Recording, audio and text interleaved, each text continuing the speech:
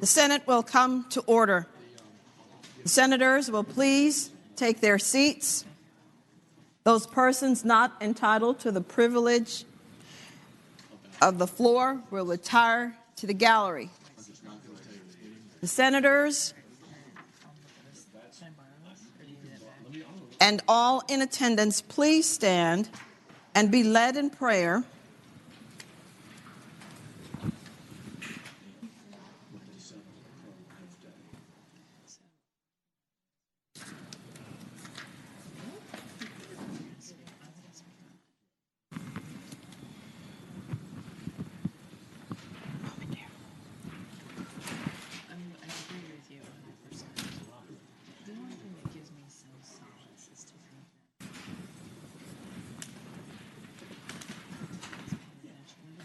Please stand and be led in prayer by the Reverend Donnie Owen, Broadway Baptist Church of Broadway.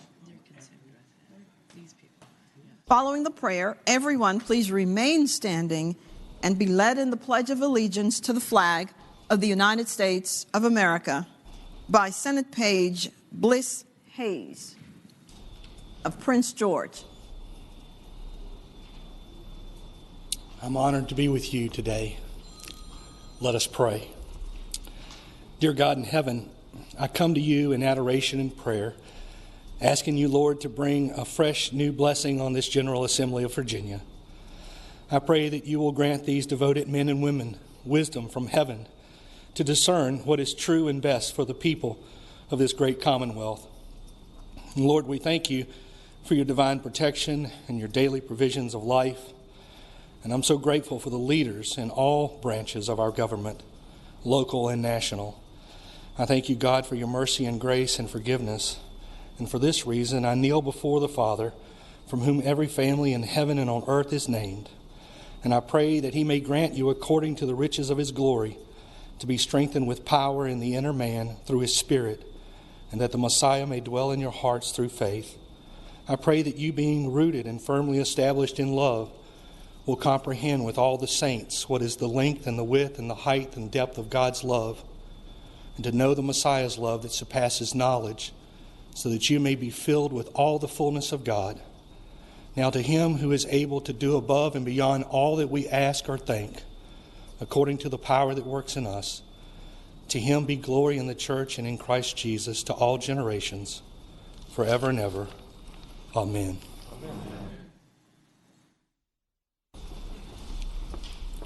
I pledge allegiance to the flag of the United States of America and to the republic for which it stands, one nation, under God, indivisible, with liberty and justice for all.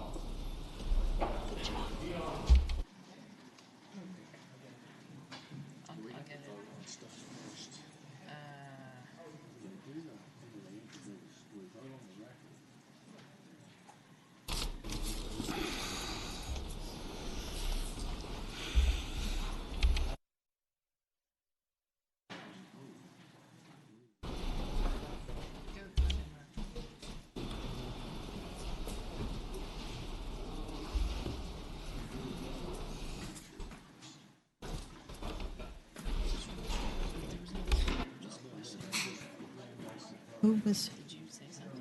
Yeah. You stood up. There's a CRT that just said this in 2015. Terry McCall's Board of Education. Did you, how about this memo from James Lane?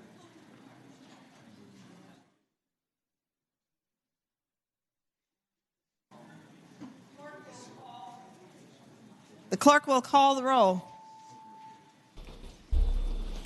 All those present, please vote aye.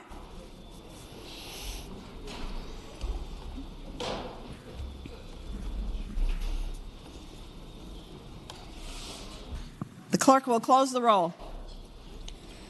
You have a quorum, Madam President.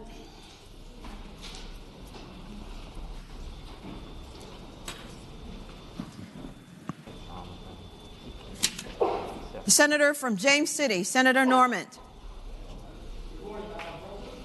Your microphone. Madam President, consistent with the protocol of the Senate, I would respectfully move that the rules of the Senate be suspended and that any senator who is experiencing COVID symptoms may be allowed to participate in a remote manner. The question is, shall the rules be suspended to allow a senator affected by COVID-19 to participate remotely and electronically for the day? All in favor of the motion will record their votes aye. Those opposed, no. Are the senators ready to vote? Have all the senators voted? Any senators desire to change their vote?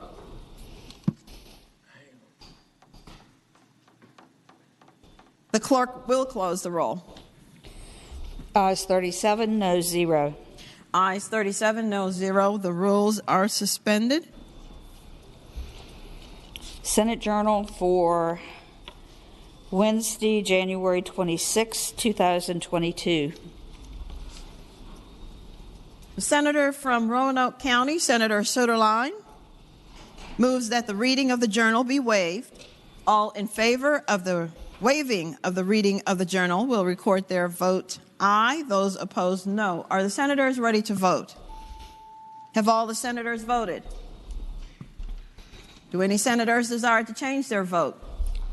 Senator Favola, how do you vote? I vote aye. Senator Howell, how do you vote? I vote aye. Thank you. The clerk will close the roll. Ayes 34, nays 5. Ayes 34, noes 5. The reading of the journal is waived. The clerk will report any communications from the House of Delegates. The senior senator from Fairfax, Senator Saslaw. Madam President, I request that we waive the reading, move that we waive the reading of the journal from the House. The question is, shall the reading of the communication be waived? All in favor of the waiving of the reading of the communication from the House of Delegates will record their votes aye. Those opposed, no. Are the senators ready to vote? Have all the senators voted? Any senator desire to change their vote? Senator Favola, how do you vote? I vote aye. Senator Howell, how do you vote? I vote aye. Thank you. The clerk will close the roll. Ayes 35, noes 5. Ayes 35, noes 5. The reading of the communication is waived. The clerk will report any communications from the governor. We do not have any, Madam President. Now comes the time in the morning hour, my favorite time, our favorite time, when we are able to hear about our distinguished guests in the gallery. What I will do is your senator will announce you, and please stand. And after we hear about your wonderfulness, then we will applause after. So with that, I call on the senator from Rockingham County, Senator Obenshain. Madam President, I rise for an introduction. Senator has the floor. Madam President, I would ask you to extend the warm welcome of the Senate to Pastor Donnie Owen, who delivered our morning prayer this morning. Pastor Owen is pastor at Broadway Baptist Church in Broadway, Virginia. I live a stone's throw away from there and worshiped with Pastor Donnie and his congregation, where I believe he has led that flock for about 10 years. He's here today with his wife, Alicia, not joined by their 6 children, but they're here in spirit. I am told by a good friend, a good mutual friend, and member of his congregation that Pastor Donnie is the best hunting, fishing, pastor out there, and he grows some really big potatoes. So, Madam President, I would ask you to extend the warm welcome of the Senate to Pastor Donnie Owen and his wife, Alicia. Pastor Owen and Mrs., we thank you for coming and thank you for your wonderful prayer. The senator says he lives a stone's throw, but I'm sure he's not throwing stones. But thank you for all that you do in helping to keep our spiritual life alive. Senators, let us give this gentleman and his wife a wonderful welcome of the Senate.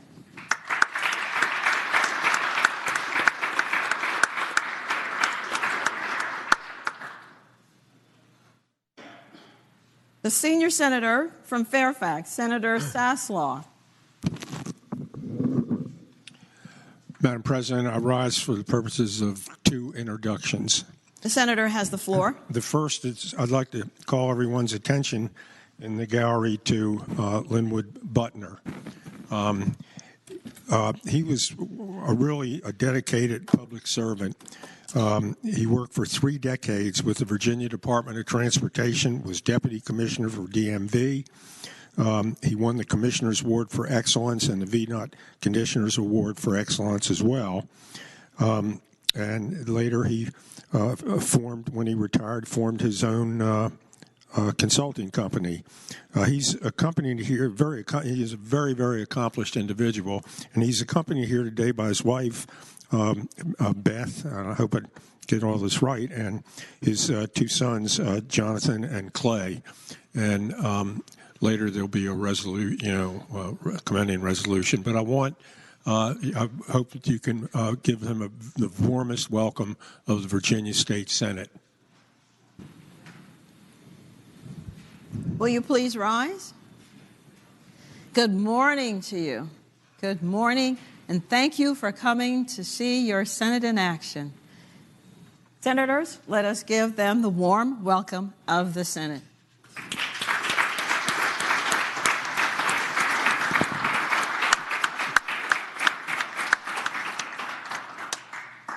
Senior Senator from Fairfax, Senator Saslaw. Yes, Madam President, we also have in the gallery with us today the representatives of the NOVA Chamber of Commerce, Northern Virginia Chamber of Commerce. They're here with their director, Julie Coons. There are about 7 or 8 who I think are also here with them. And I don't mention every one of them. Clayton Medford, who's their government relations person, along with other duties, is also here. And I would ask that you give them a very, very warm welcome to the Virginia Senate. Please rise. Welcome to your Virginia Senate. Thank you for the business opportunities that you provide for the Commonwealth and for the people that you hire and the taxes that are paid consequently to keep our government running. Senators, please join us in a warm welcome of the Senate to our people.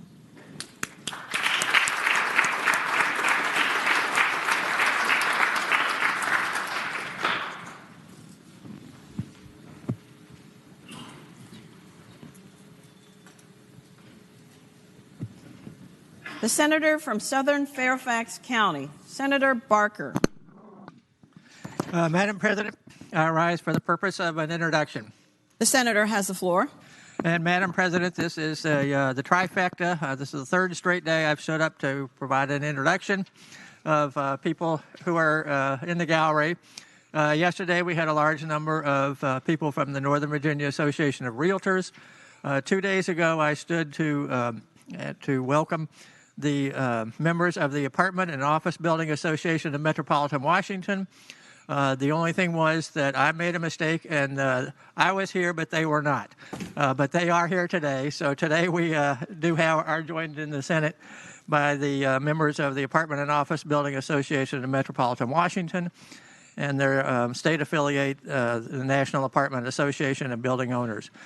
And they represent over 200,000 apartment units and approximately 68 million square feet of office space in Virginia.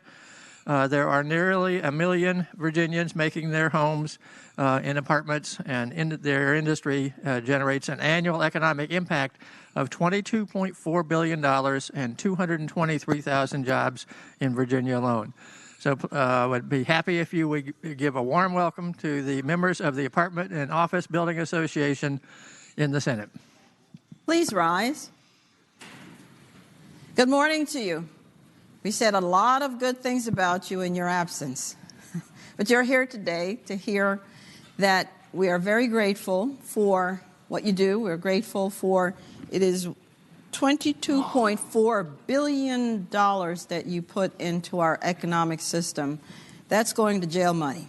That's real money. So thank you very much for all that you do. Senators, please join me in welcoming our visitors to their Senate.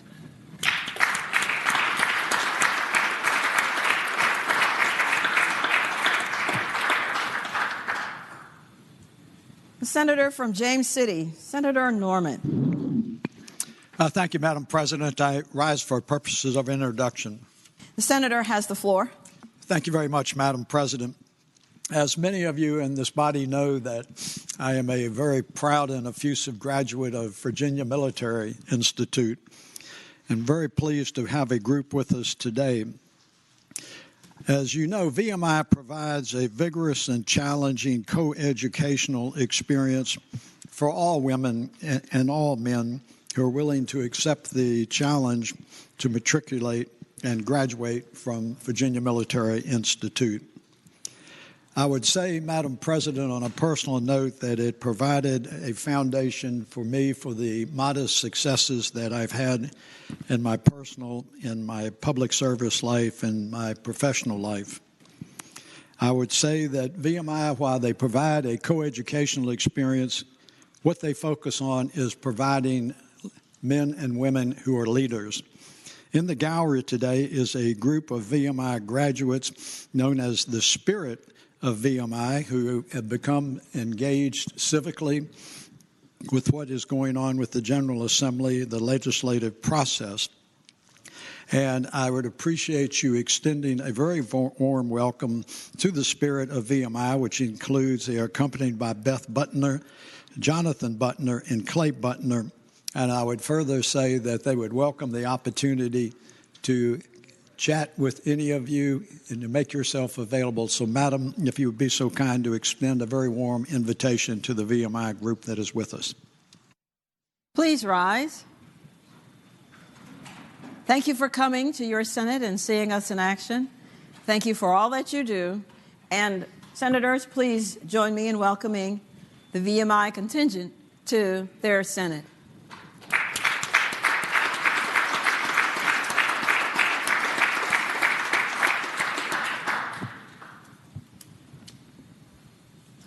The senator from Lynchburg, Senator Peake.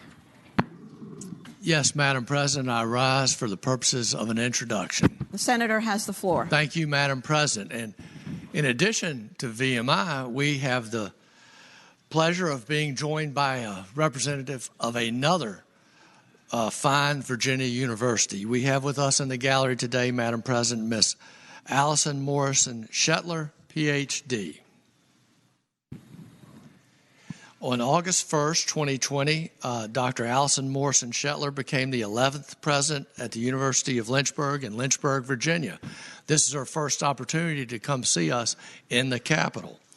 Morrison Shetler came to the University of Lynchburg from Western Carolina University, where she was provost and vice chancellor for academic affairs. While leading Western Carolina's academic program through a time of expansion, she also served in other capacities, including 18 months as interim chancellor and 9 months as interim vice chancellor for development and alumni engagement.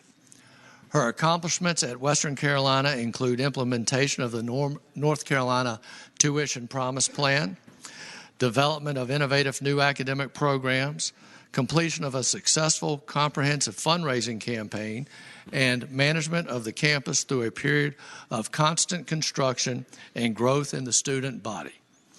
Morrison Shetler also has held leadership roles as Dean of Elon College of Arts and Sciences at Elon University, Vice Provost and Dean of Undergraduate Studies at the University of Central Florida, and Director of Faculty Development at Georgia Southern University. Morrison Shetler brings a wealth of international experience to the presidential post. She is a native of Scotland.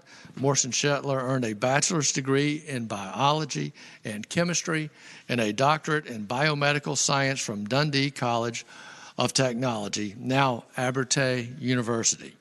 She was the founding chair of the Molecular Biology Unit at the Max Planck Institute in Dortmund, Germany, and she was a teacher scholar at Bochum University in Bochum, Germany, and at the Kennedy Institute of Rheumatology in London. I would ask that you please give Dr. Allison Morrison Shetler the warm welcome of the Virginia Senate.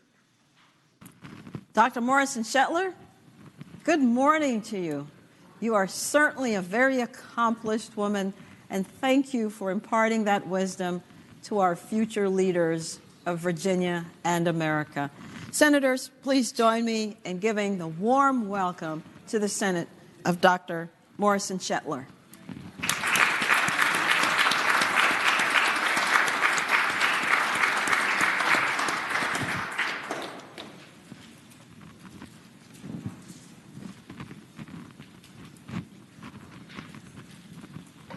Is there any other business for the morning hour? Hearing none, the clerk will call the calendar. Senate calendar for Thursday, January 27, 2022. Uncontested calendar, Senate bills on third reading. The senior senator from Fairfax, Senator Saslaw. Madam President, I move that the Senate bills on third reading on the uncontested calendar, that's on pages 1 through 5, Senate Bill 22 through Senate Bill 547, be placed on their final passage in a block, and any senator desiring to remove a bill from the block, please do so after the clerk has read the number of the bill. The question is, shall the Senate bills on the uncontested calendar, third reading, pages 1 through 5, Senate Bill 22 through Senate Bill 547, be placed upon their final passage in the block with the understanding that any senator desiring to remove a bill from the block will do so after the clerk has read the number of the bill. All in favor of the motion will say aye. Those opposed, no. The ayes have it. The motion is agreed to. The bills are before us in the block. The clerk will read the number of the bills. Senate Bill 22, Senate Bill 34, Senate Bill 247, Senate Bill 259, Senate Bill 325, Senate Bill 342, Senate Bill 435, Senate Bill 478, Senate Bill 527, Senate Bill 547. The question is, shall the bills in the block pass? All in favor of the passage of the bills will record their votes aye. Those opposed, no. Are the senators ready to vote? Have all the senators voted? Does any senator desire to change their votes? The clerk will close the roll. Wait. Senator Favola, how do you vote? I vote aye. Senator Howell, how do you vote? I vote aye. Thank you. Now the clerk will close the roll. Ayes 40, no 0. Ayes 40, no 0. The bills in the block pass. Senate calendars, regular calendar, Senate bills on third reading.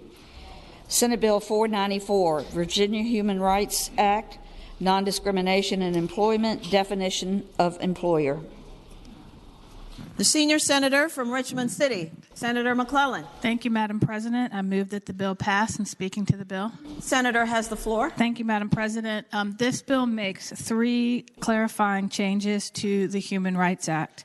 The first is it adopts a consistent definition of an employer as someone employing 5 or more employees. That is the current definition for unlawful discharge, or claims for pregnancy discrimination, but there's a different definition for other forms of discrimination, so this makes them all consistent. It codifies a 2-year statute of limitations for claims arising under the Human Rights Act. Right now, there is no statute in the code, and it makes attorney's fees for prevailing plaintiffs mandatory under federal law, while the law says may. The Supreme Court has found attorney's fees under federal law shall be awarded, and that makes Virginia law consistent. With that, I move passage of the bill. The senator from Lynchburg, Senator Peake. Yes, ma'am. Thank you, Madam President. I rise to speak against the bill. The senator has the floor. Madam President, members of the Senate, after what our small businesses have gone through for the past year and a half, I can't think of anything that would be more detrimental to their continued existence and ability to prosper than passing this bill. I would ask the body to vote no.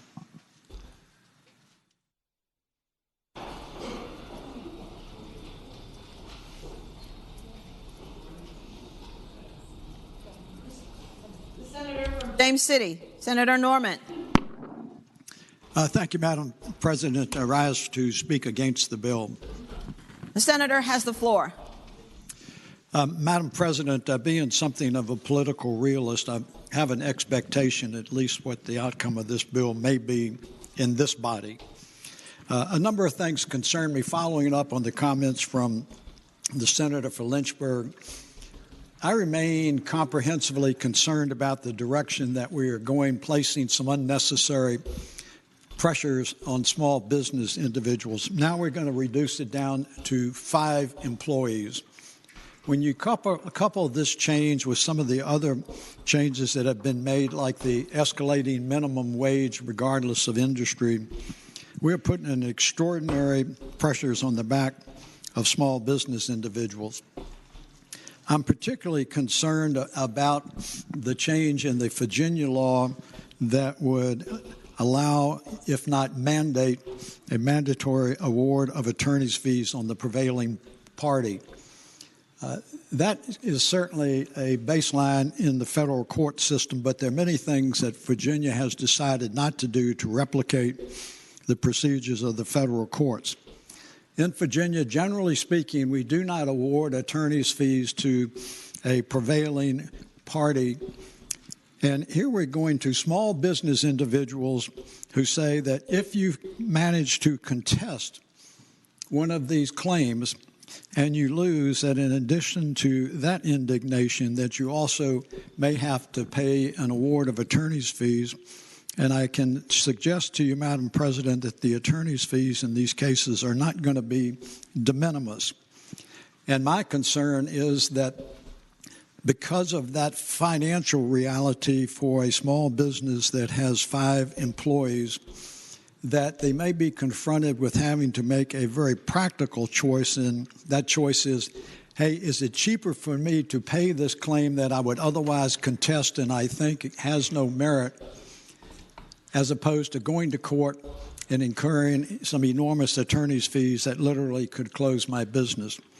So I appreciate and understand what the young lady is trying to do. I just think that this is not an appropriate piece of legislation, particularly at this point in time in the Commonwealth of Virginia, and would ask you to vote against it.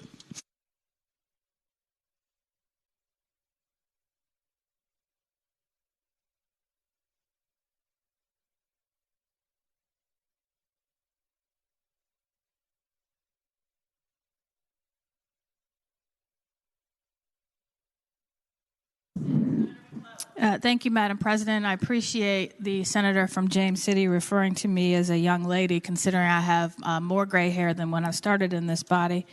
I appreciate that.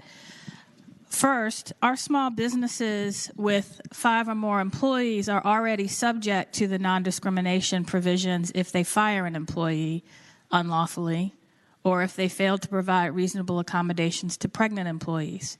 There is no public policy justification for saying you are an employee if you fire someone on the basis of race, sex, national origin, etc.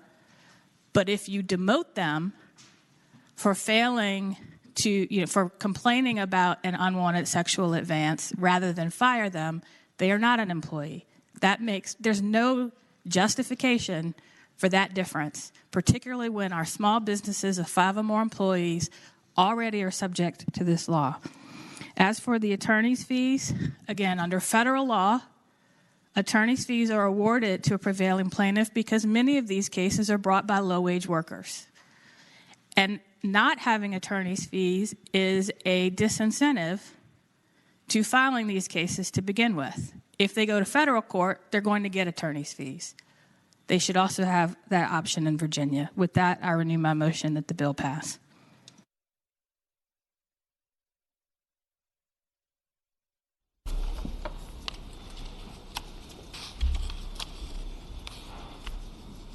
The question is, shall Senate Bill 494 pass? All those in favor of the motion will record their votes aye. Those opposed, no. Are the senators ready to vote? Have all the senators voted? Senator Favola, how do you vote? I vote aye. Senator Howell, how do you vote? I also vote aye. Thank you. Does any senator desire to change their votes? The clerk will close the roll. Ayes 21, noes 19. Ayes 21, noes 19. Senate Bill 494 passes. Senate Bill 246, Law Enforcement Officer, Purpose of Traffic Stop. Senator from Eastern Fairfax County, Senator Sorrell.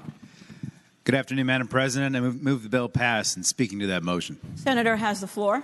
Thank you, Madam President. Ladies and gentlemen, this is I think, a pretty small bill. I'm surprised it got as much read on it as it did in committee. There's a section in the Code of Virginia, 462104, which creates a traffic offense punishable by a maximum fine of $10 if you fail to produce your driver's license to a police officer when it's been requested. That's what this statute is. It's a $10 fine if you don't produce a license. So if you leave it at home or you left it at work, or if you lost it, it's a $10 traffic offense. In order for that infraction to apply, the officer has to be in uniform and badge of authority. And the only thing that this bill does is says that before you're required to produce your license and registration, so you don't have to pay $10 in court, is the officer has to tell you why they stopped you. That's all it does. So the officer said, I pulled you over for speeding, pulled you over for not using your turn signal, wearing badge and authority. You don't produce it, you pay $10. I think it's a very minor bill, but I also think it will help to lower the steam in traffic encounters with law enforcement. When people are stopped and they don't know the reason why they were stopped, they often want to know that, and when an officer doesn't tell them, it creates tension. I would note that not a single person testified in committee against this bill. The Virginia State Police say this is standard procedure for them. This is how they train their officers. This is how our state troopers are supposed to operate. This is also, I believe, what the standards of accreditation suggest for all law enforcement agencies in Virginia. So I didn't think the bill was all that controversial. Nobody testified against it, but it still had some no votes. But I would hope that would change, and we could make it clear that you don't have to pay a $10 fine if unless the police officer tells you why they stopped you. And that's what the bill does, Madam President. The senior senator from Chesapeake. Chair recognizes Senator Cosgrove. Thank you, Madam President. Speak to this bill. Senator has the floor. Thank you, Madam President. Ladies and gentlemen of the Senate, I'm really surprised that no law enforcement officers spoke to this bill during committee. But in 2001, 160 law enforcement officers were killed in the line of duty by felonious assault. I don't think it's a terrible imposition on a motorist or anybody else to have to provide their driver's license and registration when a police officer asks for it. To me, this is just a way for lawyers to get somebody off the hook and out of traffic court. And I think it's absolutely going to imperil our law enforcement officers. Now, I've spoken to law enforcement officers, and they think this is ridiculous. So that's why there's a lot of red on this bill. You know, we keep putting stumbling blocks in the way of law enforcement. Throughout the Commonwealth of Virginia, we've been doing it for the last 2 years, and here we are, we're doing it again. Madam President, ladies and gentlemen in the Senate, let's keep putting red up on this bill. Thank you. The senator from Alexandria, Chair recognizes Senator Eben. Thank you, Madam President. Speaking to the bill. The senator has the floor. I didn't intend to speak, but I just want to express how simple this bill is. It can de-escalate any situation where a motorist is stopped from becoming a tense situation, and people have a right to know, you know, this is not designed to make any police officer's job more difficult. It merely de-escalates a situation, and I think in the interest of the public for civil liberties, you have the right to know if you're stopped, why you're stopped. That's all it does.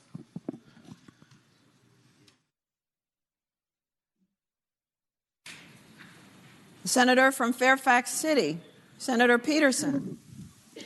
Thank you, Madam President. Rise to speak in support of the bill. The senator has the floor. Madam President, ladies and gentlemen of the Senate, I have to admit I usually don't speak in favor of my former law partner's bills just because I got enough of an ego issue over here. But I think on this one he's actually right. And let me just share with you, and I hesitate to relate an anecdote, but I do think it's important. You know, when I was a young man, I went to visit my sister. My older sister was a business school graduate, and in the early 1990s, she traveled to what had been the former Soviet Union and lived in Moscow and lived there for 5 years. And she had a car and would drive around Moscow, and it was during a period of time where there really was lawlessness in the streets, and the army was in the streets. And what I remember from that time was they used to pull over cars, and you had to show your papers, and you usually had to, frankly, pay them money in order to be allowed to go on your way. And it reinforced to me when I came back to the United States and attended law school the idea that you cannot be pulled over arbitrarily in the United States. There has to be an articulated reason. And that's critical to me to our constitutional freedoms. And this is clearly not a Democratic or Republican issue. We all believe in freedom. And I'm going to speak in freedom on other times where it may not help a Democratic bill. But the bottom line is I think this is about freedom, that there has to be an articulated reason to pull over a vehicle. And if there is an articulated reason, then articulate the reason. And I think that's all this bill is trying to do. I really think it deserves a green light. Thank you.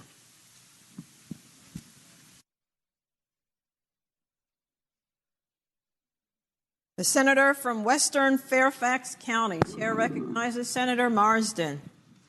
Thank you, Madam President. Speak to the bill. The senator has the floor. Thank you. One of the things that we tried to teach in juvenile corrections, one of the great skills you could have was in how to criticize somebody, how to tell them what they were doing that was wrong and how that can be done. And I think advising people right up front as to why you stop them and what the reason is stops the imagination from running wild and people doing imprudent, impractical, and panicky things. I think certainly anything can go wrong in a traffic stop, but I think on the whole, this is a better approach to give people the assurance that they're being stopped for speeding and not that they're being suspected of an armed robbery in Pennsylvania.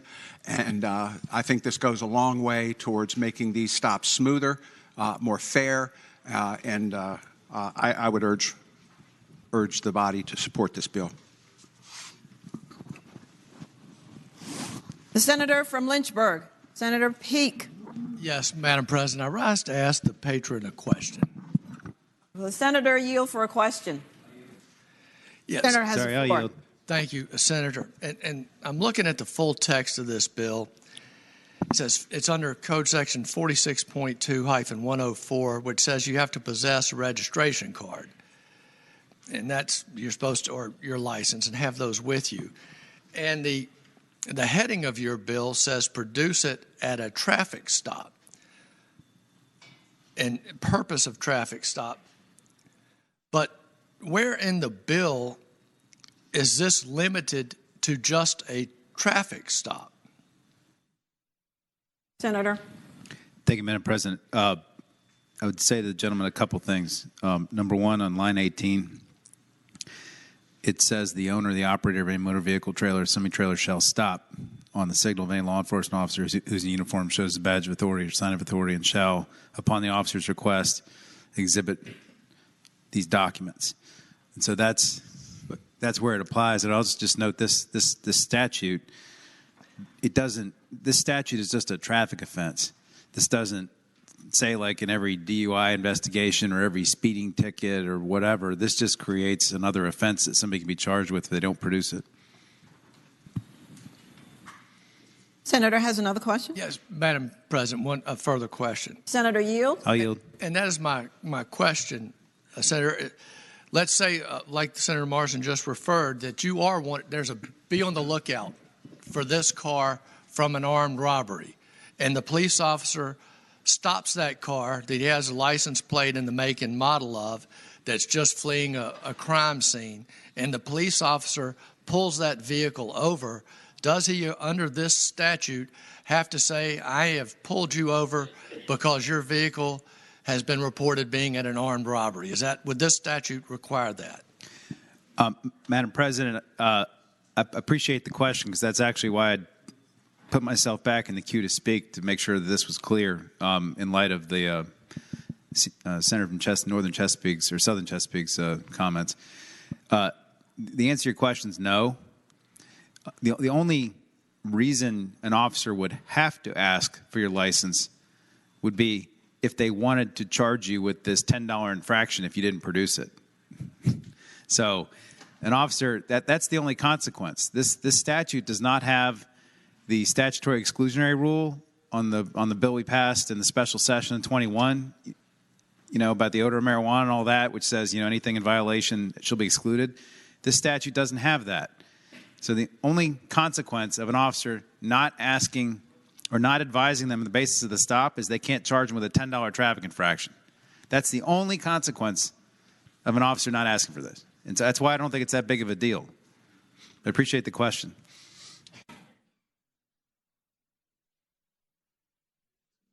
The senator from King George, Senator Stewart. Thank you, Madam President. Would the gentleman from Eastern Fairfax yield for a question? Will the gentleman yield? I'll yield. Senator Stewart. Thank you, Madam President. I heard the gentleman's seatmate talk about a reasonable and articulable suspicion for the stop, and generally that's the case, but I would ask the gentleman from Eastern Fairfax if a police officer were investigating a crime and they stopped a car to investigate a crime, not the individual that was being stopped is not a suspect, but potentially a witness. And if they stopped that car and in the process wanted to make sure they had their license and registration while they were driving and said, please give me your license and registration, and they were actually investigating some other offense for which this individual was not a suspect but potentially a witness, and that person said, not until you tell me why you stopped me, could they then be charged with obstruction of justice? Senator? Madam President, no, I don't think so, because I don't see how not producing your identification would obstruct justice in any meaningful way from my point of view. I don't know why your identity or whatever would have anything to do with obstructing justice. Madam President, would the gentleman yield for another question? Will the gentleman yield? I'll yield, although I'm reminded in Return of the Jedi, Yoda just gave up and died when Luke asked him too many questions. But yeah.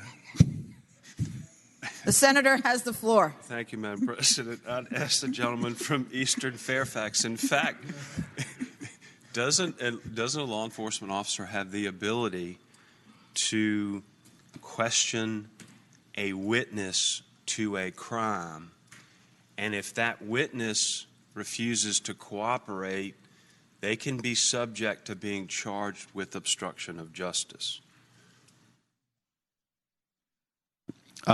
Madam President, well, I'd answer that question a couple different ways. Sorry.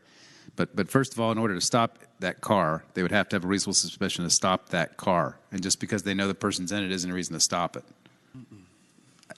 Well, and you and I don't agree about that. Number one. Number two, I don't know of any legal or constitutional requirement that anybody answer any question of a police officer whenever they feel like it. Now, giving false information is a different issue. Giving false information about somebody else's case is obstruction.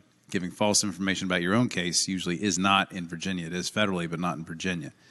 So, but in any event, I'm not really clear what much of this has to do with this bill, but I still don't see how failure to produce your identity card if you've been validly stopped could ever constitute an obstruction of justice. I thank the gentleman, Madam President. The chair recognizes the junior senator from Richmond City, Senator Morrissey. Thank you, Madam President. Would the senior senator from Chesterfield, would the senior senator from Chesapeake yield for a question? Will the senator yield? I yield. Senator has the floor. I'd preface my question with I understand and respect the questions that he posed earlier, but I have a couple of my own. Is the senator familiar with a profile stop? Sort of. Would the further question, Madam President? Senator has the floor. I yield. Would the gentleman agree that a profile stop is where a police officer stops an individual riding in the car, not so much because of a traffic offense, but rather because they fit a certain profile, generally young, black, driving a rental car with a Z tag, etc. Would the gentleman agree? I would Senator Cosgrove. Thank you, Madam President. I'd answer the gentleman with, if it is indeed a profile stop, then I would agree with you. Madam President, would the gentleman yield for a further question? Will the gentleman yield? I yield. Senator has the floor. Would the gentleman agree that in almost all situations, if not or most, when an individual is stopped, the first question they're going to ask that police officer as he approaches on the left side of his car is, "Why did you stop me?" Would the gentleman agree that that is a very likely question? Senator Cosgrove. I would answer the gentleman, Madam President, by saying that may be the case. Whether it happens all the time, I can't tell you. Thank you, Madam President. Would the gentleman yield for my penultimate question? Will the gentleman yield? I'd penultimately say yes. Senator has the floor. I would ask the gentleman, do you think if the police officer or the state trooper explained the reason from the onset that it would de-escalate the situation and decrease any possible tension that might be there? Senator Cosgrove. Madam President, I'd answer the gentleman with an emphatic no. Madam President, would the gentleman yield for a final question? Will the gentleman yield? Or one more. Senator has the floor. The gentleman said earlier that it's a simple request. Sir, please provide me, or ma'am, please provide me with your license and registration. Would the senator also agree that explaining the purpose, sir, I'm stopping you because you ran a red light, is also very simple to articulate? Senator Cosgrove. Thank you, Madam President. I would say yes, that is simple to articulate. However, that being said, there have been numerous instances just in this year where traffic stops, a police officer has come up to the window and has been shot and killed. Now, I don't think it is an overreach to ask somebody for the necessary documents that they must have in order to be driving a motor vehicle in the Commonwealth of Virginia.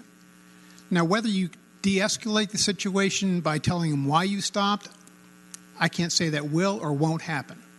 But asking them for their required documentation is not an overreach. Speaking to the bill, Madam President. The senator has the floor. Thank you, Madam President. Ladies and gentlemen, back in the late 80s and the early 90s, that's when the verbiage of profile stop first came to our attention, and it generally involved stopping an African American who was traveling north on Interstate 95 in a Florida rental car with a Z license plate, which signified that it was a rental car. The person was young, they were black, and there was no other traffic infraction, but there was a profile that that type of person was trafficking in narcotics and transporting them up and down the East Coast. most people that practiced criminal law would remember that concept of a profile stop. What this bill does, is very simple.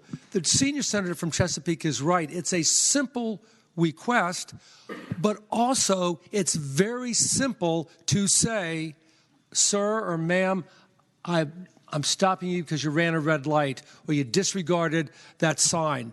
As the senator from Fairfax County said, our Virginia state troopers are taught to do that. Now, I will agree with the gentleman from Chesapeake. It's a simple request. But if we want to, and we want to encourage the de-escalation of the tension between that traffic stop, then simply say, sir, I stopped you because of such and such a reason. And I think that's the reason for this bill. It's practical. And the last thing that I'll say is the senior senator from Chesapeake said that there were numerous instances of a police officer walking up and being shot. Sadly, that's true. But that has nothing to do with walking up and saying, sir, I stopped you for this reason. May I see your license? Thank you, Madam President. The senator from Spotsylvania. Chair recognizes Senator Reeves. Thank you, Madam President. Will the senator from Eastern Fairfax rise for a question? Will the senator from Eastern Fairfax? I'll yield. Senator yields. Thank you, Madam President. Would you tell me, in your mind, your legal mind, what a reasonable time is? Senator. Madam President, what I would say is it depends on the situation. Depends what's going on within the stop itself. Some stops take longer than others. Sometimes officers, have to do things before they can walk up to the car, given the traffic flow and where the person is stopped. So, I think it would be a decision up to the judge as to whether or not the officer asked it within a reasonable period of time in order to find somebody guilty, to fine them $10, which, again, is all this has to do with. Further question? Madam President, further question if you'll yield. Will the senator yield? I'll yield again. So, Madam President, let me form this up. I've stopped the vehicle. I have a lookout for the vehicle. I have everything that matches to the BOLO report. I asked the driver for their license and registration. I do not tell them why I stopped them, for my officer's safety, just in case they just robbed a bank or committed a homicide or whatever the BOLO was for. And I walk back to my cruiser, where I step into the back of the car and I call dispatch and I run their information to find out if maybe they have warrants or capuses out for them, or they are who they are, or the plates match to the driver, and I get a little information, because information is key to officer safety, to know who you're dealing with. Would that be a reasonable time? Senator Sorovell. Madam Chairman, I think it would be, but again, the only reason this would ever matter is if that officer really, really, really wanted to charge this person with this $10 traffic infraction, which I think in the thousands of cases I've represented, I've actually seen charged once, maybe twice, which is why I think we're going down a rabbit hole about a bunch of scenarios that have nothing to do with the reality of this bill. This is an infraction that, if ever is brought, it's usually something that a charge is amended to as a compromise in a case. It's rarely even charged by police officers. Madam President, speaking of the bill. Senator has the floor. Madam President, I think I'm the only one that's ever probably done a traffic stop, maybe besides Senator Cosgrove in his auxiliary capacity. I will tell you there's nothing more scary than walking up to a car that's a BOLO car from a violent crime by yourself, trying to figure out who's in the car and what's happened. I think what you're asking officers to do here is a safety issue as well. And if you're expecting them to walk up to the car and say exactly why they stopped them, I don't think that's reasonable to put on an officer, because most officers I know are going to stop them and ask for license and registration. They're going to check the demeanor of the driver. to find out the state, if they're inebriated, if they're high, what they're going to take into a lot of circumstances to that stop. And I will tell you that if it's stopped not for a traffic infraction, but something else that was put out on a lookout, we'll say, it's even more heightened. And so I think the biggest thing here is that we're just putting another barrier between the police and our people that we try to take care of. And I think we're going to have a real problem, Madam President, within a reasonable time. I can see these cases coming of being argued in court about what is considered reasonable and how long people had to sit there till they can confirm the identity of the driver and the vehicles. And I think I have written this. Actual, where's your driver's license and registration? Those tickets are normally null prost as long as the driver shows you by the time you go to court, or they show you sometime prior to going to court that they did have a driver's license. Usually the police officer will go to the Commonwealth attorney and say, hey, they didn't have it on them. And people will be honest with you. But there are a lot of people who don't have driver's license, Madam President, or their licenses are suspended, or they're driving as a habitual driver, or whatever it is. And you've just uncovered something else. And so I understand what the patron's getting at. I think it seems simple on its face, but I think there's a lot more to it. The senator from James City. Chair recognizes Senator Norman. Thank you, Madam. I'm speaking briefly to Senate Bill 246, please. Senator has the floor. Succinctly, I associate myself emphatically with the comments that were just made by the senator from Spotsylvania, who has had more hands-on law experience than anyone in this building. As an attorney who continues to practice in this area of traffic infractions, it's interesting to me, in the many years that I've done this, I have never seen one client that I've represented charged with this offense that the patron brings up. This is not about a $10 fine, and that is obfuscating the real issue that underlines this legislation. Madam President, I would suggest to you that the senator from Spotsylvania has focused on it very clearly, and it is about the safety of law enforcement officers. And I think each and every one of us in this body, having observed what has taken place in the last 18 months, have seen an increasing disrespect and defiance with law enforcement officers on many, many levels. And I say that with no satisfaction, but it is a reality. First of all, I do not believe and I do not accept one of the underlying premises that if an officer walks up to a driver that he or she has stopped and immediately says, why I have stopped you, I don't think that is necessarily going to de-escalate the situation. In fact, more and more drivers, I think, are being somewhat between discourteous and defiant to police officers, and it has the potential of instigating a rather heated discourse at that point in time rather than de-escalating it. And do not take lightly what the senator from Spotsylvania shared with you about the protocol.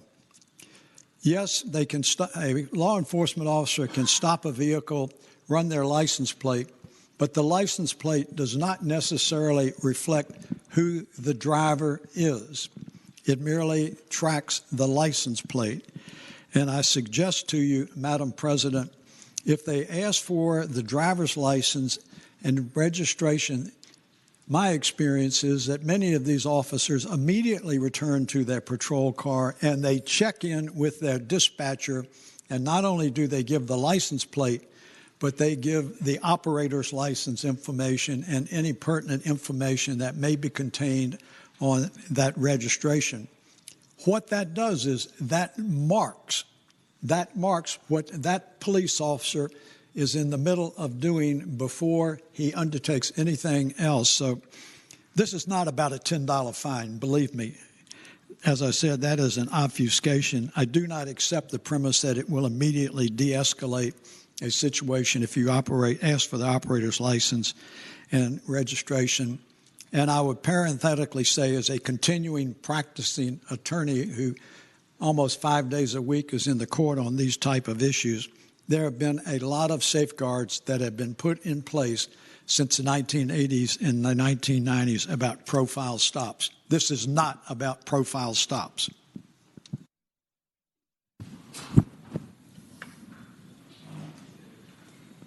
Does any other senator wish to speak to the bill before we return to the patron?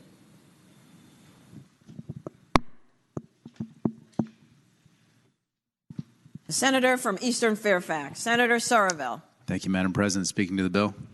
The senator has the floor. Thank you, Madam President. So, listen, I appreciate all the dialogue, and I think it's been a useful airing, but primarily a large distraction, because most of what we heard about has nothing to do with this bill.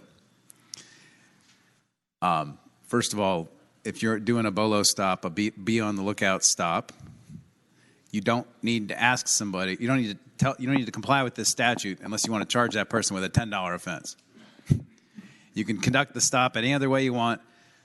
Complies with the Constitution, but you don't have to advise on the reason for the stop unless you really, really, really, really want to charge them that $10 infraction, which I've actually seen charged, by the way, in my 24 years of practicing. Maybe the senator from James City County hasn't seen it, but I have.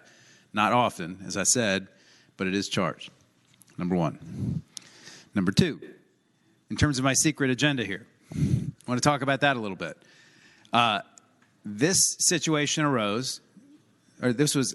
I decided to try and put a bill in about this situation because of a situation I had involving a constituent.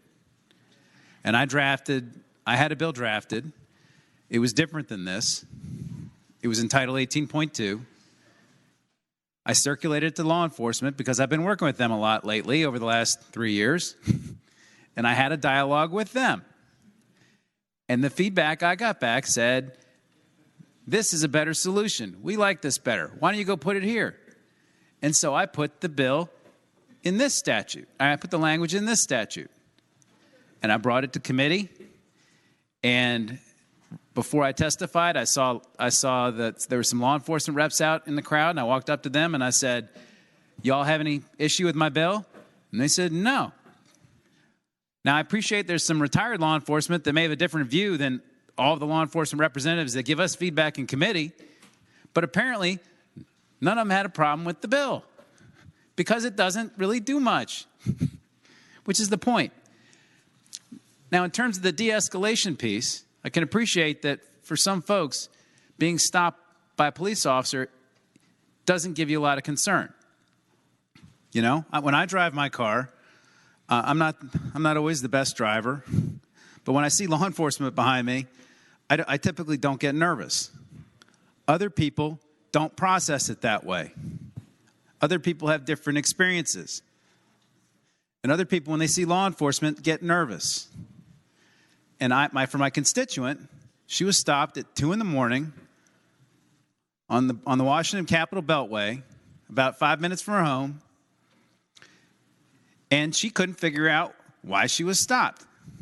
Apparently, the trooper thought her lights were off, but she had running lights. And when he stopped her, she said, why are you stopping me? And he wouldn't tell her. And when he wouldn't tell her, all that did was escalate the situation. And they started going back and forth and back and forth. The whole thing's on video. Resulted in my constituent being dragged from her car and arrested for drunk driving. She was taken back to the adult detention center and put on a breathalyzer, and her breath alcohol content came back at a whopping 0.0%. The charges ended up being dropped. And if her and that trooper had simply had a dialogue on the side of the road, I thought your lights were off. And she said, no, I have running lights. You know what? It never would have happened. It never would have happened. And I thought this was a very simple, very minor, very elegant solution suggested by law enforcement to solve what is an increasing problem in light of what's been going on in this country. This doesn't create some new suppression motion. There's no language in here that says the whole case gets thrown out if you don't tell somebody why they're stopped. It's really a very minor bill, and I'm really disappointed it devolved into this because it doesn't do what it's being portrayed to do, and I would really hope we pass it.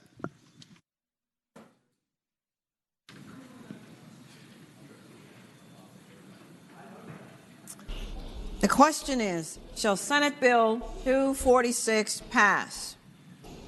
All in favor of the motion will record their votes aye. Those opposed, no. Are the senators ready to vote? Have all the senators voted?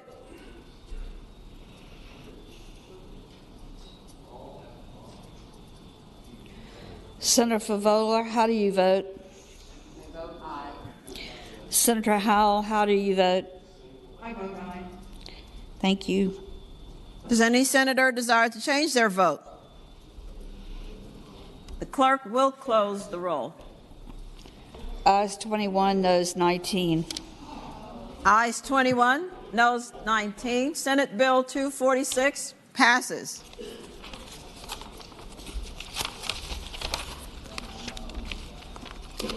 Senate Bill 362.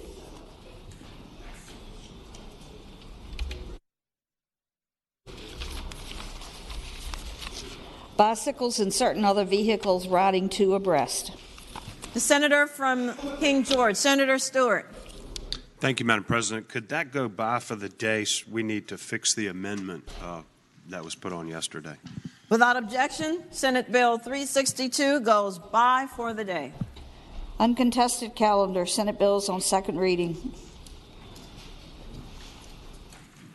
The senior senator from Fairfax, Senator Saslaw. Madam President, excuse me, I move that all Senate bills on second reading on the uncontested calendar on pages 6 through 13, Senate Bill 206 through 648, be advanced to their engrossment in third reading in a block after the adoption of any amendments thereto. Any senator desiring to remove a bill from the block, please do so after the clerk has read the number of the bill.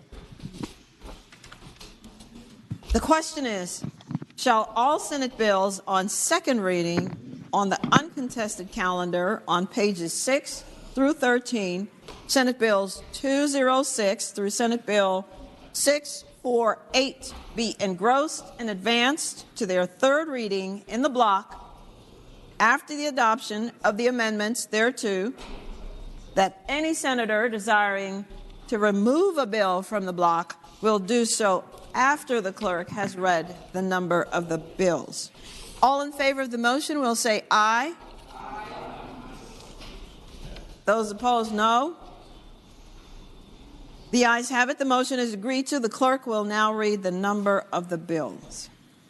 Senate Bill 206, reported from the Committee on Local Government. Senate Bill 327, reported from the Committee on the Judiciary with amendments. Senator from Spotsylvania, Senator Reeves. Thank you, Madam President. I would move the committee amendments. The question is, shall the committee amendments be agreed to? All in favor will say aye. Those opposed, no. The ayes have it. The motion is agreed to. Senate Bill 392, reported from the Committee on the Judiciary. Senate Bill 396, reported from the Committee on the Judiciary with a substitute. The senator from Roanoke City, Senator Edwards. Madam President, I move that the committee substitute be agreed to. The question is, shall the committee substitute of Senate Bill 396 be agreed to? All those in favor of the motion will say aye. Those opposed, no. The ayes have it. Senate Bill Substitute 396 is agreed to. Senate Bill 404, reported from the Committee on Judiciary with amendments. Senator from King George, Senator Stewart. Thank you, Madam President. I would move that both amendments be agreed to. The question is, shall the committee amendments be agreed to? All those in favor of the motion will say aye. Those opposed, no.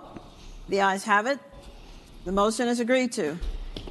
Senate Bill 423, reported from the Committee on the Judiciary. Senate Bill 424, reported from the Committee on the Judiciary. Senate Bill 470, reported from the Committee on the Judiciary.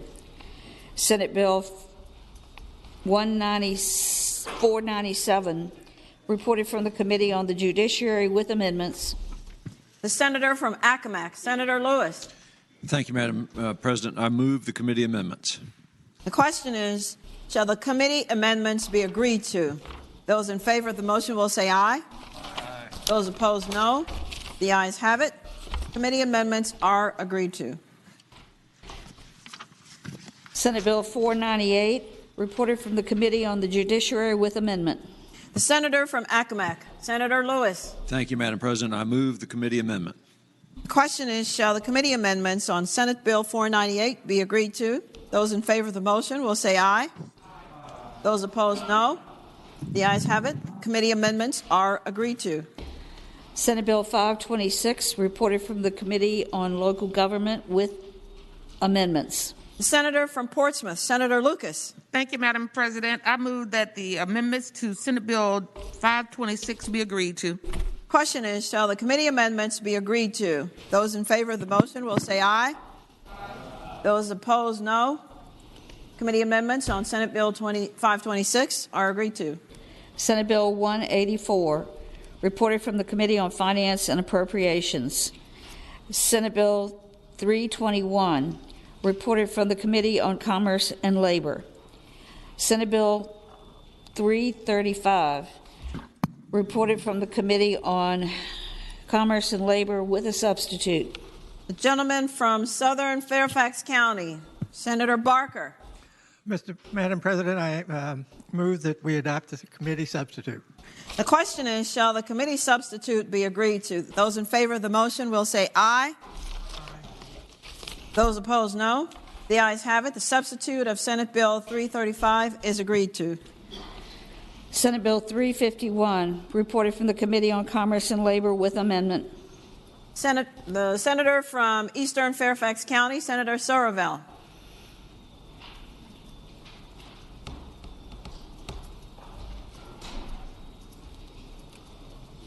Madam Clerk, can we?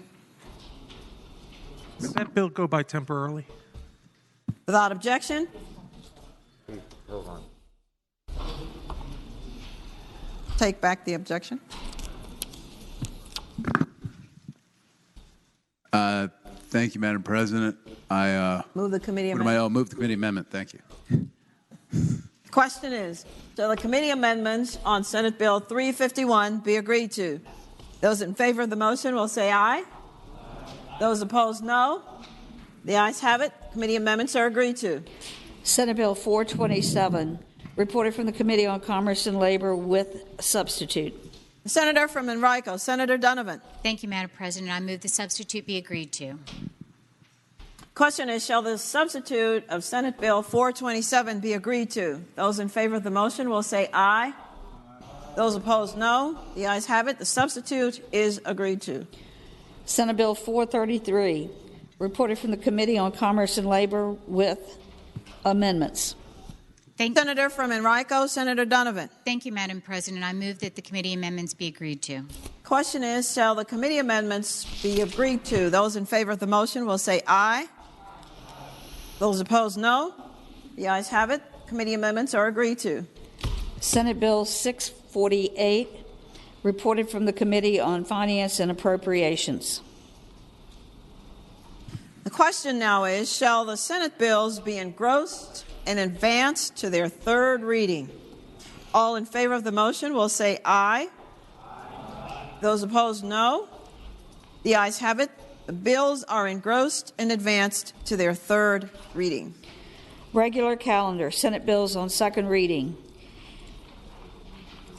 Senate Bill 52, utilities, certain pro rata, and reimbursements for installation. Reported from the Committee on Local Government. Senior Senator from Chesapeake, Senator Cosgrove. Thank you, Madam President. I would ask the body's indulgence and take this by for the day so I can work with another member for an amendment.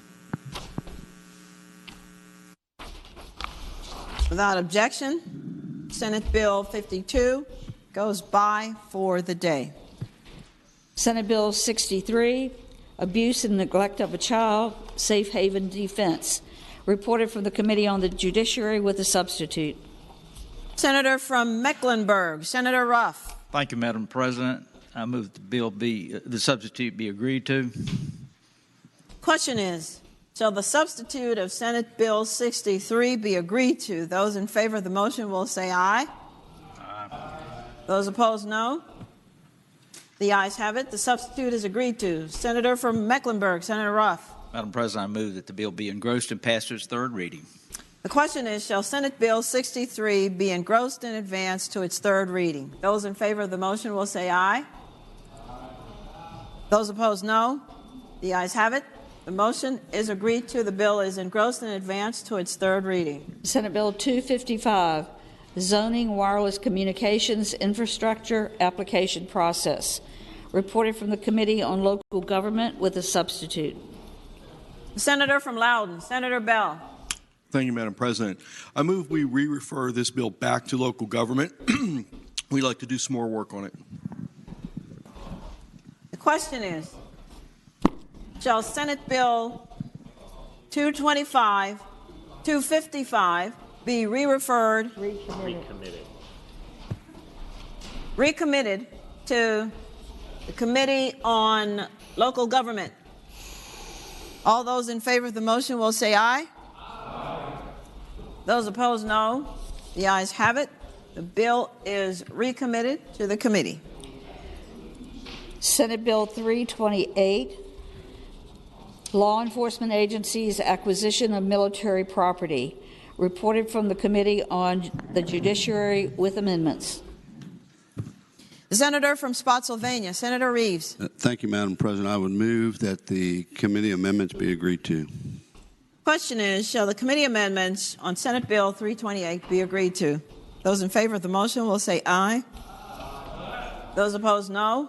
The ayes have it. The amendments are agreed to. Senator from Spotsylvania, Senator Reeves.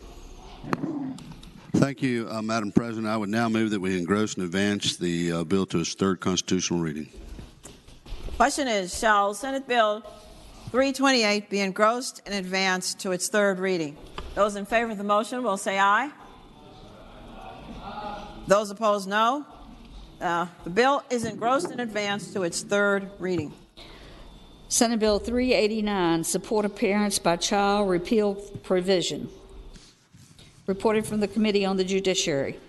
The Senator from Alexandria, Senator Eben. Thank you, Madam President. I move that SB 389 be engrossed and passed to its third constitutional reading. The question is, shall Senate Bill 389 be engrossed and advanced to its third reading? Those in favor of the motion will say aye. Those opposed, no. The bill is engrossed and advanced to its third reading.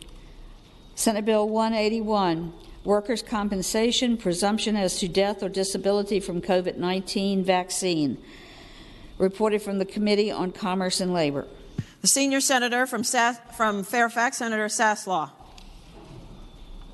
I move that we adopt the amendment. Excuse me. I move that we engross and advance to the third constitutional reading. Sorry. The question is, shall Senate Bill 181 be engrossed and advanced to its third reading? Those in favor of the motion will say aye. Those opposed, no. The ayes have it. The bill is engrossed and advanced to its third reading. Senate Bill 226, Workers' Compensation, Notice to Employees. Reported from the Committee on Commerce and Labor with an amendment. Senator from Prince William, Senator McPike.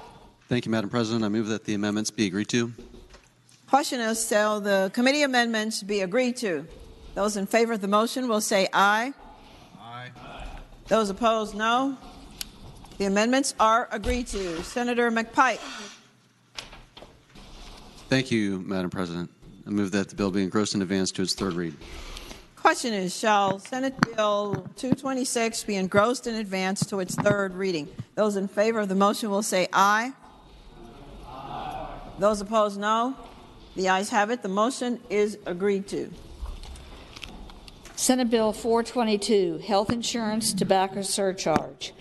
Reported from the Committee on Commerce and Labor with an amendment. The senator from Roanoke City, Senator Edwards. Madam President, I move that the committee amendment be adopted. Question is, shall the committee amendment be adopted? Those in favor of the motion will say aye. Aye. Those opposed, no. The ayes have it. The amendments are adopted. Senator from Roanoke City, Senator Edwards. Madam President, at this point, I move that the bill be engrossed and advanced to its third reading.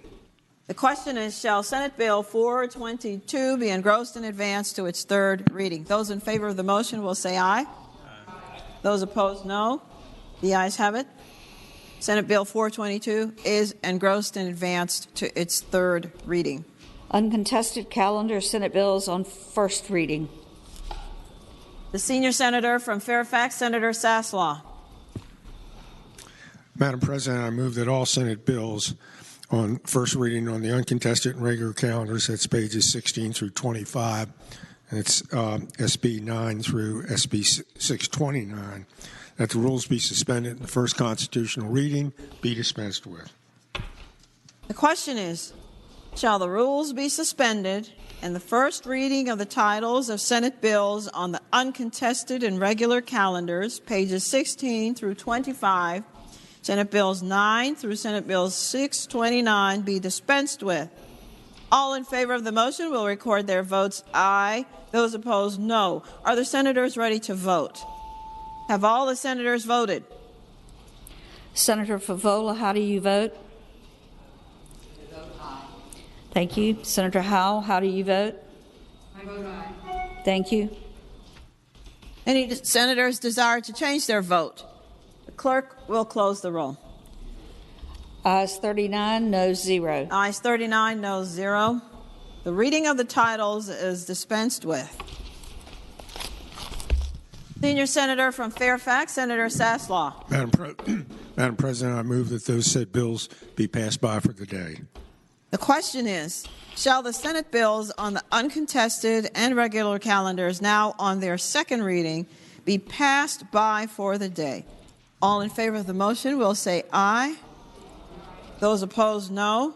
The ayes have it. The bills will go by for the day. Uncontested calendar Senate joint resolutions on third reading. Senate Joint Resolution 26.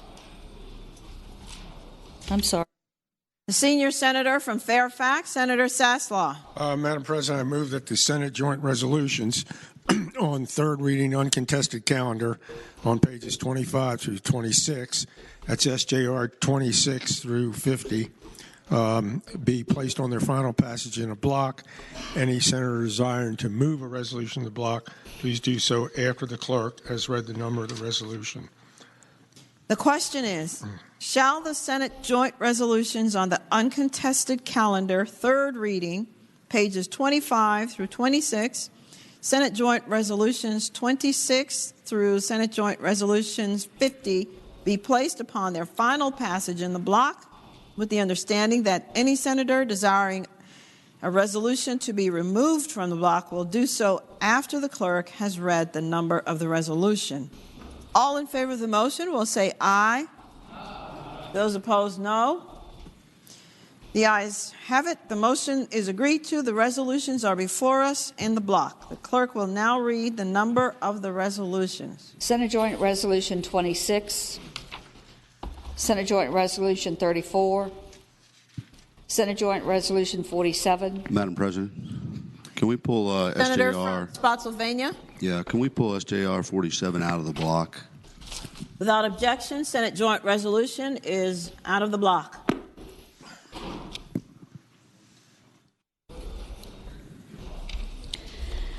Senate Joint Resolution 50.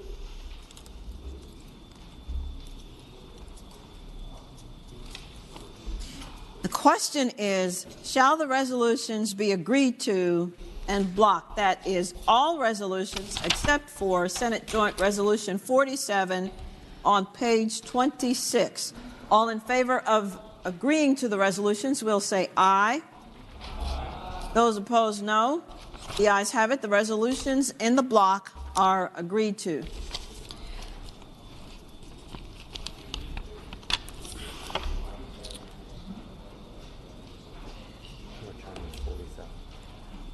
Returning to SJR 47.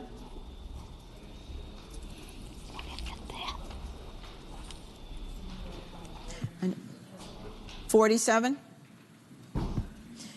The senator from Chesapeake, Senator Spruill. Thank you, Madam President. Madam President, SJR 47, speaking to the resolution. The senator has the floor. Thank you. Mr. Jones Act is over 100 years old. It was President Woodrow Wilson's belief that after World War I, America needed to protect its domestic maritime industry as a matter of national security and defense. The Act still stands as a federal law that says all vessels carrying goods between two U.S. ports must be Americans, from bills, ownership to flags and crew. However, it also gives certain protection for crew members who on those vessels, Jones Act protection that extend to all seamen performing work relating to a vessel proposed in the water. I move the bill is passed, Madam President.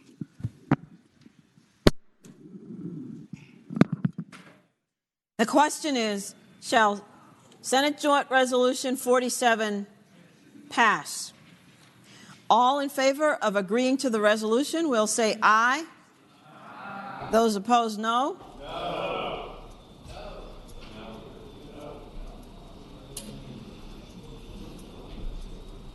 The chair is uncertain. We will have a recorded vote. All in favor of Senate Joint Resolution 47 pass will record their votes aye. Those opposed, no. Are the senators ready to vote? Have all the senators voted? Do any senators desire to change their votes? Senator Howell, Senator Favola, how do you vote? I vote aye. Senator Howell, how do you vote? I also vote aye. Thank you. The clerk will close the roll. Ayes 28, noes 12. Ayes 28, noes 12. Senate Joint Resolution is agreed to. Uncontested calendar Senate resolutions on third reading. Senate Resolution 4. Lieutenant Governor Justin E. Fairfax, replica of chair used in the Senate. Senator from Hampton, Senator Locke.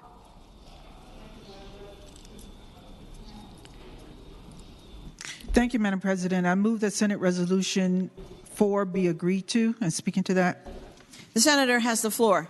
Thank you, Madam President. Senate Resolution 4 authorizes Lieutenant Governor Justin E. Fairfax receive a replica of the chair used by him when presiding over the Senate. Again, I move that the resolution be agreed to. The question is, shall Senate Resolution 4 be agreed to? All in favor of agreeing to the resolution will say aye. Aye. I'm sorry, that is a recorded vote. Those in favor of the passage of Senate Resolution 4 will record their votes aye. Those opposed, no. Are the senators ready to vote? Have all the senators voted? Does any senator desire to change their vote? Senator Favola, how do you vote? I vote aye. Senator Howell, how do you vote? I vote aye. The clerk will close the roll.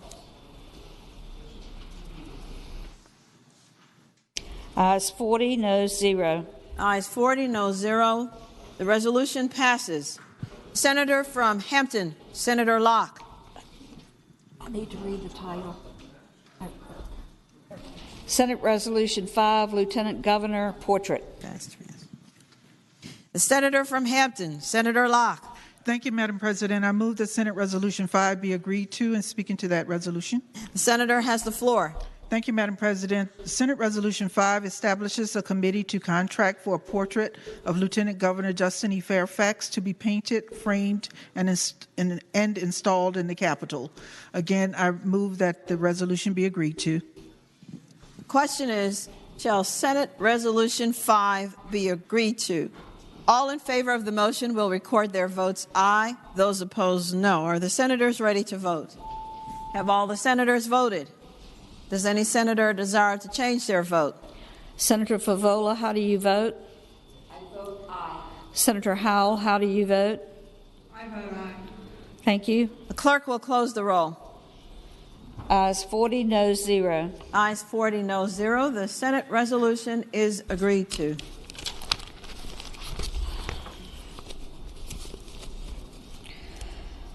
Uncontested calendar, Senate Joint Resolution on first reading. Senate Joint Resolution 57, Governor confirming appointments.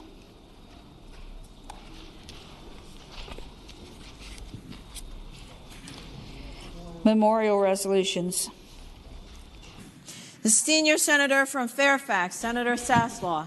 Madam President, I move that the memorial resolutions on page 27 through 29, that's HJR 51 through SR 7, be considered in a block in the usual manner, waiving the reading of the resolutions thereof, with the understanding that any senator desiring to remove a resolution of the block will do so after the clerk has read the title of the resolution.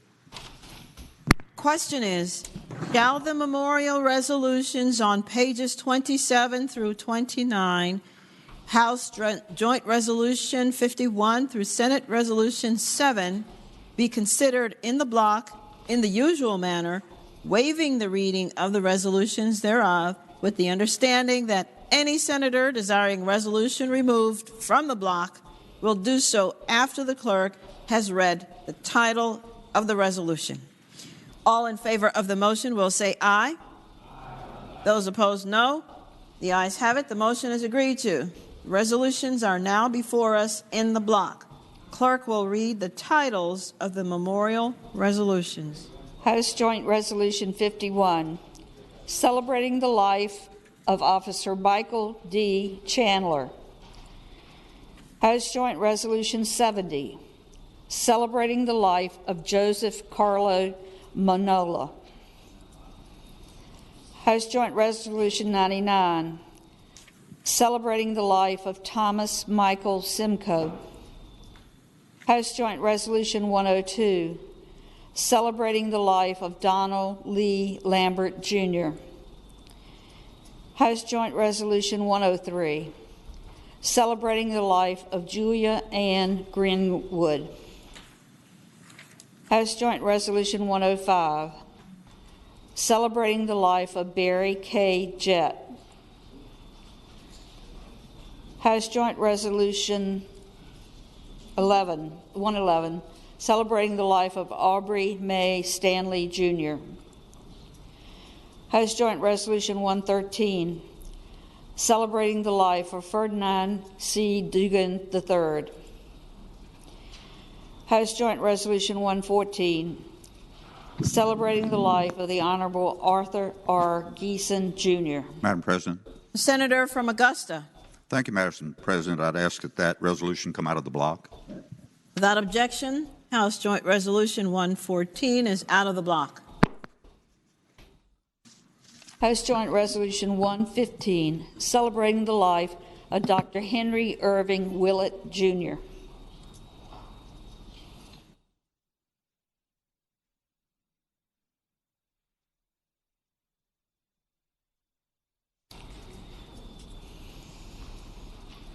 House Joint Resolution 127, celebrating the life of Claire Robinson Askew. House Joint Resolution 131, celebrating the life of Margaret Ann Poe. House Joint Resolution 132, celebrating the life of Joanne Suschinski Smoot. House Joint Resolution 134, celebrating the life of Deborah Levon Hunt Johnson. Senate Joint Resolution 61, celebrating the life of the Honorable William Lunsford Person, Jr. Senate Joint Resolution 62, celebrating the life of Anastasius Jack George Gallus. Senate Joint Resolution 65, celebrating the life of the Honorable Frank Duval Hargrove, Sr. Madam President.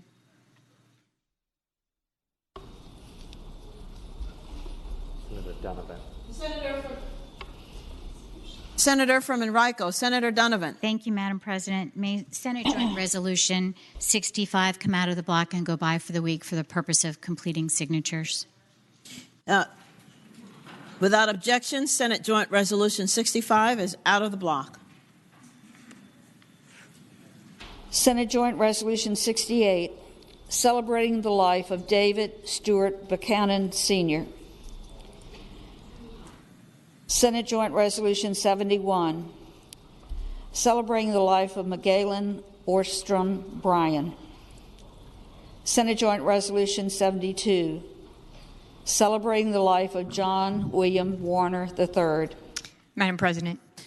Senator from Fauquier. Thank you, Madam President. I'd like to ask that that please come out of the block and go by for the week. Thank you. Without objection, Senate Joint Resolution 72 is out of the block and by for the week.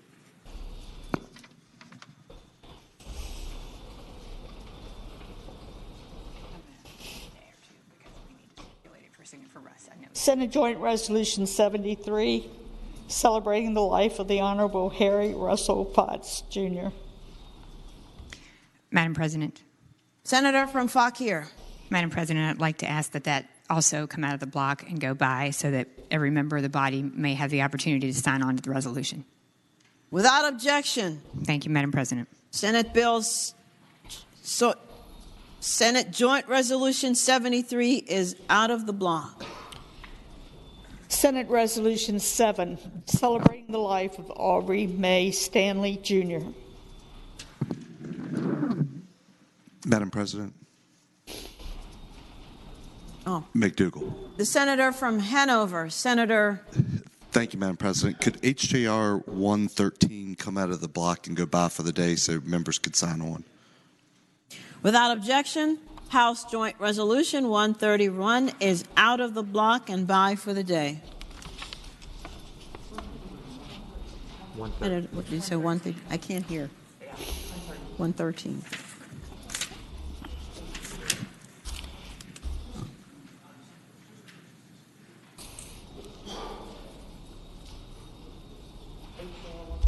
I'm sorry, it is House Joint Resolution 113 without objection is out of the block and by for the day.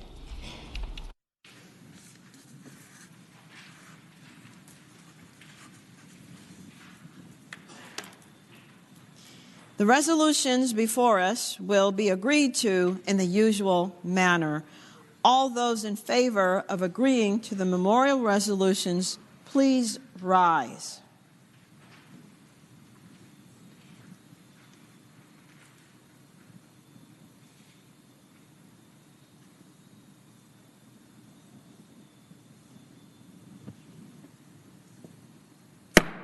The resolutions are agreed to.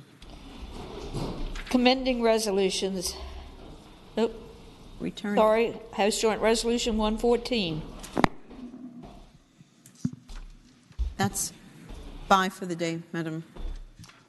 Madam President. Can't hear. Hang on. 114. The senator from Augusta. Thank you, Madam President. House Joint Resolution 113 is the House version of the Senate resolution that we previously passed honoring our former colleague from the House and friend, the Honorable A.R. Pete Geeson. Madam President, I move passage of the resolution.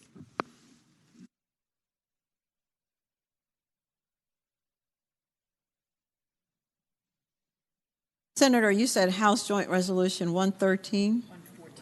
114.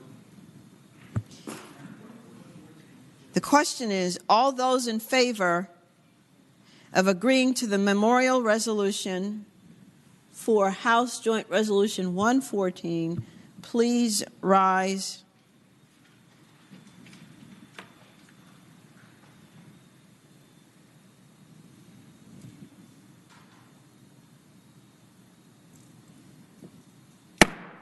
The resolution is agreed to.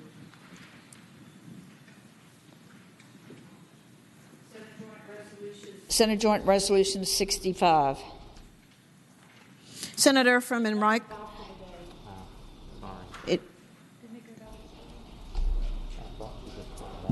Pardon me, Madam President, but I had asked that that go by for the week.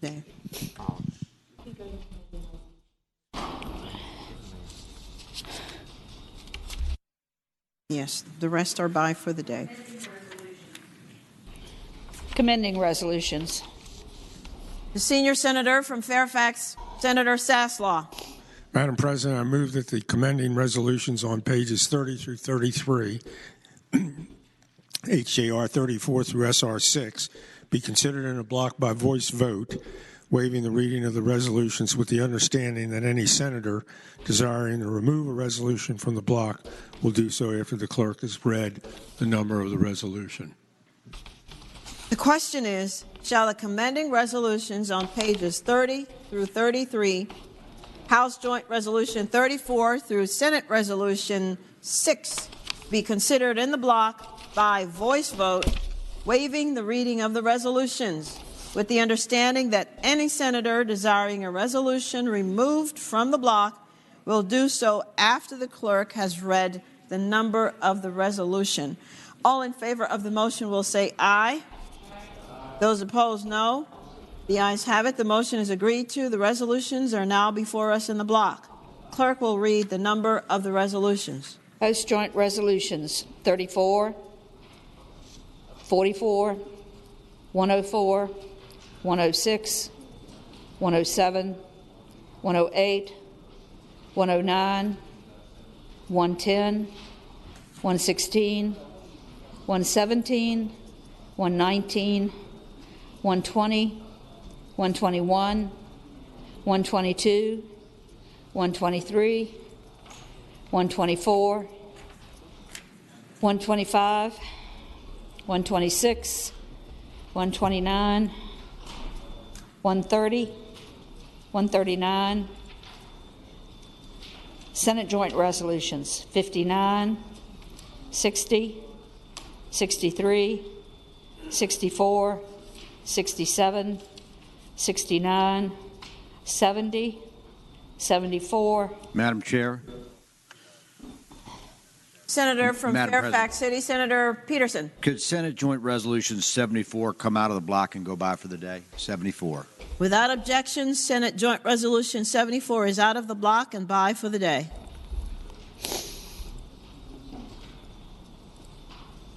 '75, Senate Resolution 3,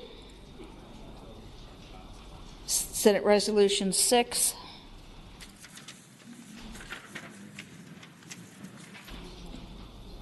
The question is, shall the resolutions be agreed to? All in favor of agreeing to the resolutions will say aye.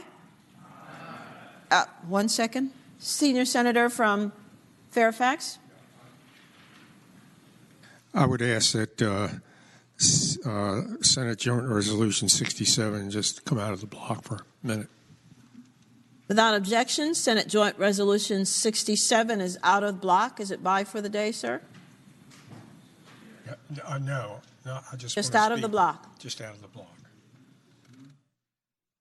Senate Joint Resolution 67 is out of the block. Right.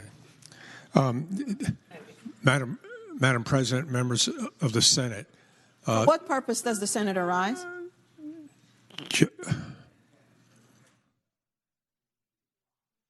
Do the block first. Okay. Sir. The question is, shall the resolutions still in the block be agreed to? All in favor of agreeing to the resolutions will say aye. Those opposed, no. The resolutions are agreed to.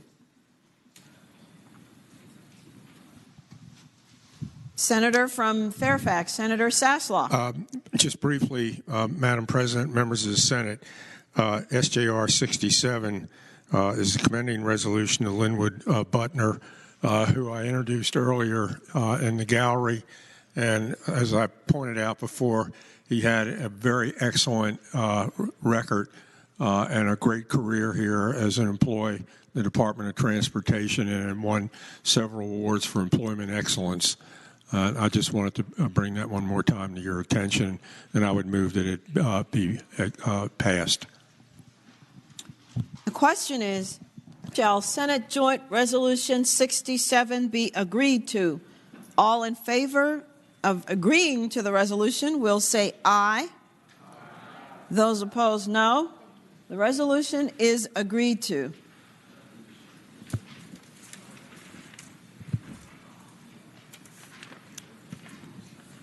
The senior senator from Fairfax, Senator Sasslaw. Madam President, I inquire the clerk, does that complete the calendar for today? Yes, sir. A little bumpy, but it's done.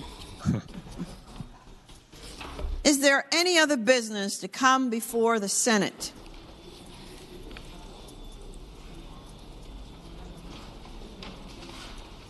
The senator from Augusta, Senator Hanger. Thank you, Madam President. I rise to make a short announcement. The senator has the floor. Thank you. I see you can't see me very well back here, Madam President. Madam President, just wanted to draw the members' attention to the fact that the Rural Caucus is going to meet again this afternoon, our second meeting of the year at 5 p.m. in Senate Room 2, which is on the 5th floor of the Pocahontas building. And we've got special guests again this week, Madam President, for our Rural Caucus meeting. We're going to have the Honorable Amy Guidera, Virginia Secretary of Education, speaking to us. The Honorable John Little, Virginia Secretary of Health and Human Resources. And my goodness, Madam President, the Honorable Winston Earl Sears, Lieutenant Governor of Virginia, is going to speak to us. So we'll be honored by that. That will be our last actual caucus meeting before crossover, but we want to call the members' attention also to the fact that on February the 2nd, we're going to have our big event where we'll have local government leadership, elected representatives from all over the state, hopefully the governor over at the Omni. That's on February 2nd, so we hope a lot of the members will be able to join us there. Again, 5 p.m. this evening on the 5th floor. Thank you, Madam President.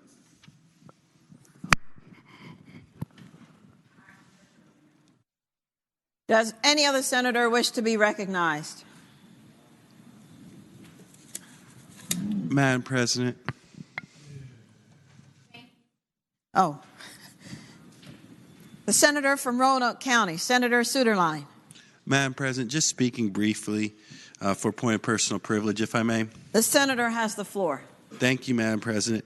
I've enjoyed hearing all the sideline debates about the Jones Act today.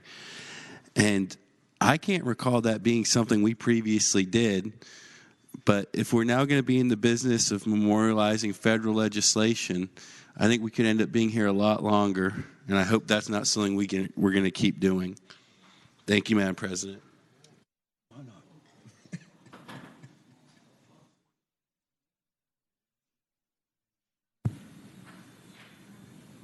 Does any other senator wish to be recognized?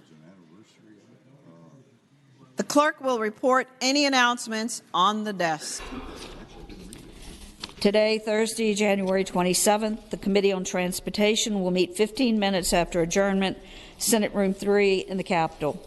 The Education and Health Subcommittee on Public Education will meet 30 minutes after adjournment, Subcommittee Room 2, 5th floor, Pocahontas. Senators Hosmer, Howell, Locke, Donovan, and Peake. The Finance and Appropriations Subcommittee on K through 12 Education will meet at 3 p.m. in Subcommittee Room 1, 5th floor, Pocahontas. Senators Sasslaw, Howell, Norman, Lucas, Newman, and McClellan. The Rural Caucus will meet at 5 p.m. Subcommittee Room 2, 5th floor, Pocahontas.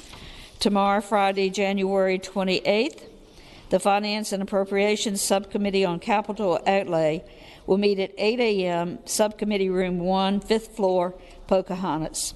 Senators Dees, Norman, Howell, Sasslaw, Hanger, and Locke. The Committee on Rehabilitation and Social Services will meet at 8 a.m. in Senate Room A, Pocahontas. This is a time change. The Education and Health Subcommittee on Health Professions will meet at 8:30 a.m. in Subcommittee Room 2, 5th floor, Pocahontas. Senators Barker, Sasslaw, Newman, Edwards, Lewis, Donovan, Suderline, and Pillion. The Committee on Rules will meet at 10 a.m., Senate Room 3 in the Capitol. The Democratic Caucus will meet 1/2 hour before session, Senate Room 1 in the Capitol. The Republican Caucus will meet 1/2 hour before session in Senate Room 2 in the Capitol.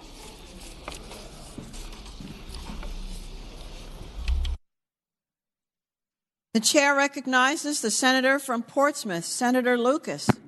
Thank you, Madam President. Madam President, I move that the Senate do now adjourn until 11:30 11:30 a.m. tomorrow. The question is, shall the Senate adjourn until 11:30 tomorrow? All in favor of the motion will say aye. Those opposed, no.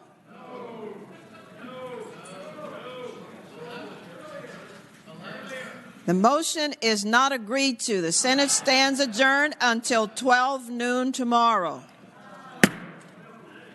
We have to have another motion to adjourn. We're done. We're out. We're out.